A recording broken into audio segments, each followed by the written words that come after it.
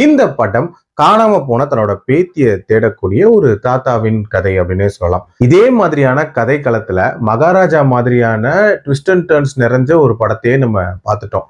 So அதை compare பண்ணும்போது இந்த படத்துல வரக்கூடிய ட்விஸ்ட் அண்ட் டர்ன்ஸ் அப்படின்றதெல்லாம் கண்டிப்பா பிலோ பார் தான். பட் இருந்தாலும் இந்த படத்துல ஒரு சில இன்ட்ரெஸ்டிங்கான ட்விஸ்ட் அப்படின்றது ஒர்க் அவுட் ஆயிருந்துச்சு அப்படின்னே சொல்லலாம். ஆல்சோ அந்த பேத்திக்கு என்ன ஆச்சு அப்படின்ற மாதிரியான அந்த இன்வெஸ்டிகேஷன் போர்ஷன் இருக்குல்ல, அந்த போர்ஷன் அப்படின்றது ஸ்டெப் பை ஸ்டெப் ஒரு நீட்டான ஒரு ப்ரொசீஜரா நகரும் அப்படின்னே சொல்லலாம். ஆனா அந்த ரெண்டு நபர்களின் கதை அப்படின்ற மாதிரி ஒன்னு பேரலா காட்டுவாங்கல்ல, அது அந்த அளவுக்கு ஆர்கனைஸ்டா எடுக்கப்படலை அப்படின்னே சொல்லலாம். ஒரு மாதிரி கிளம்சியா தான் அந்த போர்ஷன் அப்படின்றது இருந்துச்சு.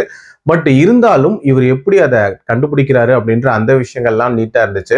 அண்ட் டுவர்ட்ஸ் எண்ட் ஒரு நீட்டான கிளைமேக்ஸும் வச்சு ரொம்ப சூப்பராகவே முடிச்சிருந்தாங்க அப்படின்னே சொல்லலாம். ஓவரால் ஒரு நல்ல ஐடியா. பட் இன்னுமே எங்கேஜிங்காகவும் இன்னுமே ட்விஸ்ட் அண்ட் டர்ன்ஸோடையும் அமைச்சிருந்தாங்கன்னா இது ஒரு நீட்டான படமாவே இருந்திருக்கும்.